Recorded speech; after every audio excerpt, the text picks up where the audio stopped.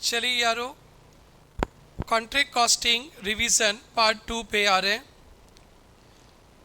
ये जो टॉपिक अभी हम लोग पढ़ने वाले हैं वो सीए स्टूडेंट्स के लिए नहीं चाहिए, सीए स्टूडेंट्स के लिए कंप्लीट है।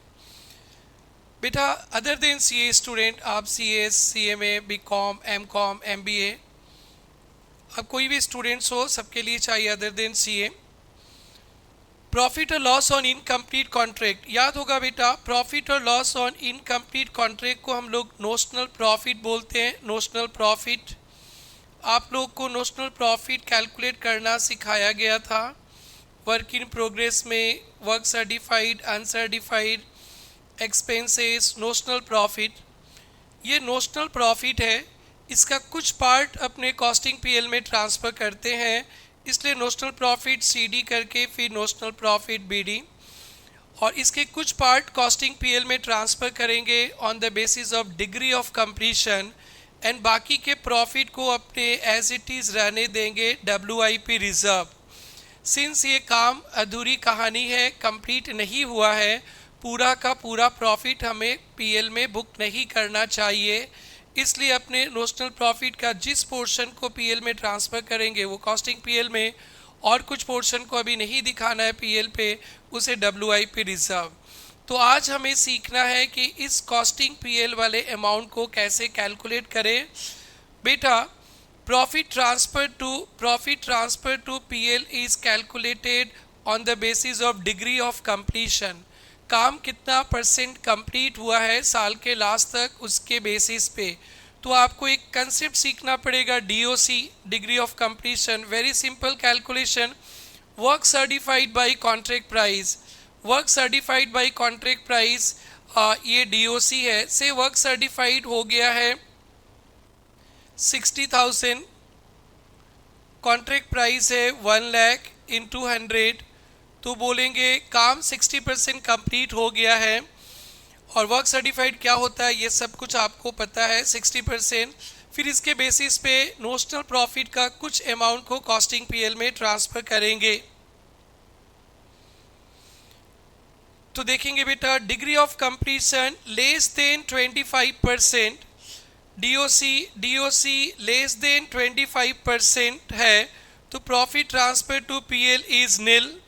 Profit transfer to PL is nil. अगर डीओसी 25% से कम है तो प्रॉफिट ट्रांसफ़र नहीं करेंगे पीएल में।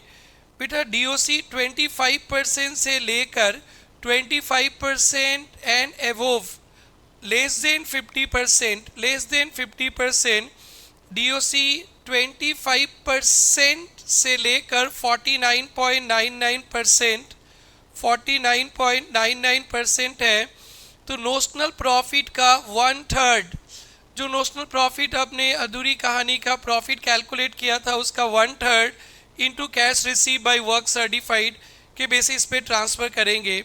और डीओसी 50% या उससे ज़्यादा, 50% और मोर, डीओसी अगर 50% या उससे ज़्यादा हो जाता है तो 2/3 of notional profit into cash receive by work certified, and contract is nearest to completion, almost completion stage पे आ गया, एस्टिमेटेड डाटा वगैरह दिया गया है, तो आप एस्टिमेटेड प्रॉफिट कैलकुलेट करेंगे। आपको सिखाया गया था एस्टिमेटेड प्रॉफिट कैलकुलेट करना, तो contract price minus total estimated cost, contract price minus total estimated cost.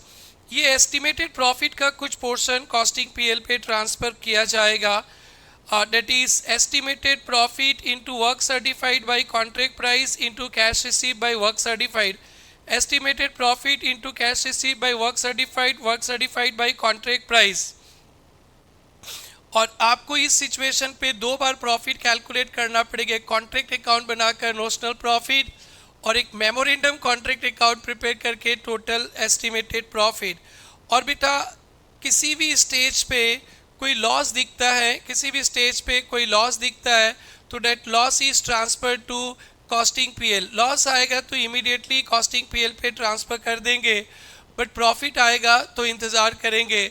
जैसे अकाउंट्स में कंजर्वेटिज्म कंसेप्ट पढ़ते हैं कि प्रॉफिट, खुशी आपकी ज़िंदगी में आने वाली है, तो नहीं अभी नहीं, थोड़ा करो इंतज़ार, पास होने का करो इंतज़ार, यानी प्रॉफिट हो रहा है तो पूरा प्रॉफिट नहीं दिखाएंगे, और लॉस फ्यूचर में भी होने वाला है, तो आजा आजा मैं हूँ प्यार तेरा, आ गले लग जा। तो लॉस हो रहा है, फ्यूचर में भी लॉस होने वाला है, उसे पीएल में दिखा देंगे। प्रॉफिट होने वाला है तो अभी पूरा प्रॉफिट नहीं दिखाना है। तो ये एक डिफरेंट पोर्शन था जो सीए स्टूडेंट्स को नहीं चाहिए। बाकी के स्टूडेंट्स नोशनल प्रॉफिट कैलकुलेट करके आप डीओसी कैलकुलेट करेंगे, work certified by contract price. DOC 25% से कम है तो कुछ प्रॉफिट ट्रांसफ़र नहीं किया जाएगा, अगर लॉस है तो पूरे लॉस ट्रांसफ़र कर देंगे। डीओसी 25% से लेकर 49.99% तक है तो 1/3 of notional profit into cash receive by work certified. और डीओसी अगर 50% या उससे ज़्यादा है तो 2/3 of notional profit cash receive by work certified. अगर आप एस्टिमेटेड प्रॉफिट कैलकुलेट कर सकते हो तो estimated profit into work certified by contract price into cash receive by work certified, और लॉस आता है तो कॉस्टिंग पीएल। नाउ बेटा, अगर अब आप सेकेंड ईयर का कॉन्ट्रैक्ट अकाउंट बनाते हो, सेकेंड ईयर का कॉन्ट्रैक्ट अकाउंट, तो ओपनिंग बैलेंस पे ध्यान दीजिएगा। वर्क इन प्रोग्रेस तो वर्क सर्टिफाइड अनसर्टिफाइड लिखते ही है। इससे वर्क सर्टिफाइड में कुछ प्रॉफिट था जो लास्ट ईयर पीएल में नहीं दिखा है, रिजर्व में।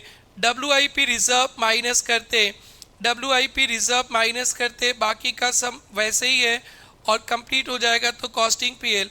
इनफैक्ट आपको बैलेंस शीट में भी थोड़ा सा अलग से दिखाना पड़ेगा, ध्यान देंगे बेटा।